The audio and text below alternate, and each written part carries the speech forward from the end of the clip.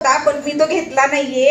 तर त्यानंतर माझ्या मिस्टरांनी मला एकच वाक्य सांगितलं होतं की opportunities are never lost, they are taken by others. जर तुम्ही संधी घेतली नाही तर ऑटोमॅटिकली ती दुसऱ्याकडे जाणार आहे। संधी तुमचं दार ठोठावत येत असते, जर तुम्ही दार उघडलं तर ती तुमच्याकडे येणार आहे, नाहीतर ते ऑटोमॅटिकली पुढे निघून जाणार आहे। जशी वेळ कोणासाठी थांबत नाही तशी संधीही कोणासाठीही थांबत नाही। मी कायमच म्हणते की स्वप्नातल्या स्वप्नात आणि कल्पनेतल्या कल्पनेच्या पलीकडच्या ज्या गोष्टी तुम्ही पाहिल्या नाहीत त्या फक्त वेल्फे आणि वेल्फेमध्येच घडतात।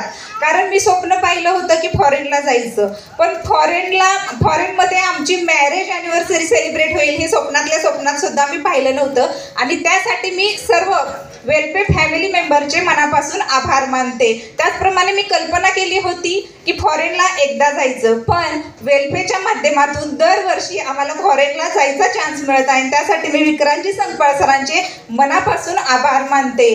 आणि त्याचबरोबर मी माझ्या खानदानामध्ये हिस्ट्री क्रिएट केली आहे की मी माझ्या सासरमधील पहिली सून आणि माहेरमधील पहिली मुलगी आहे जी सर्वात प्रथम फॉरेनला गेलेली आहे। आणि त्यासाठी मी माझ्या मिस्टरांचेही मनापासून आभार मानते। म्हणजे एका पत्नीने जर पतीला साथ दिली आणि पतीने जर पत्नीला साथ दिली तर एक कंपनी उभं राहू शकते। आणि त्याचं जिवंत उदाहरण म्हणजे माननीय श्री विक्रांतजी संकपाळ सर आणि त्यांच्या मॅडम माननीय श्रद्धा संकपाळ मॅडम। त्या आज इथं काही कारणास्तव उपस्थित राहू शकल्या नाहीत, कारण त्या तिथं राहून एका आईचे, एका पत्नीचे आणि एका सुनेचे कर्तव्य पार पाडत आहेत। त्याचप्रमाणे सर इथे उपस्थित राहून एका CMD सरांचे, एका वडिलांचे, एका पित्याचे, त्याचप्रमाणे एका पतीचेही कर्तव्य पार पाडत आहेत। तर इथे जमलेल्या माझ्या सर्व मैत्रिणींना मला एवढंच सांगायचं आहे, तुमच्या घरातली जे कोणी तुमची व्यक्ती असतील, म्हणजे तुमचे वडील असो, भाऊ असो, काका, मामा, धीर, यांना तुम्ही पॉझिटिव्ह मेंटली सपोर्ट करणे खूपच गरजेचे आहे। त्याचप्रमाणे चूल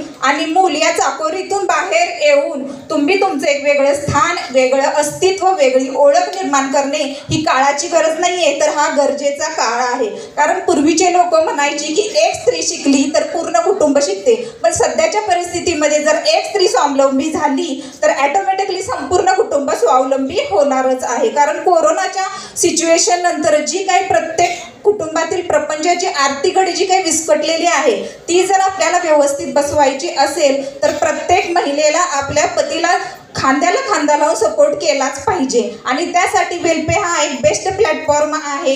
आज मी जिथं उभे आहे तिथे उद्यापैकी तुम्ही कोणतरी उभा असणार आहे, त्यासाठी तुम्ही ही अपॉर्च्युनिटी आहे ती घेतली पाहिजे। जर ती तुम्ही अपॉर्च्युनिटी नाही घेतली तर ती ऑटोमॅटिकली दुसऱ्याकडे जाणार आहे। तर त्यासाठी मी तुम्हाला वेल्फेमध्ये येण्यासाठी वेल विश करते। त्याचप्रमाणे आमची कर्नाटक आणि महाराष्ट्रामधील जी टीम आहे, लवली टीम, त्या सर्वांचं मी मनापासून आभार मानते, कारण त्यांच्यामुळेच आम्हाला एवढं यश मिळालेलं आहे।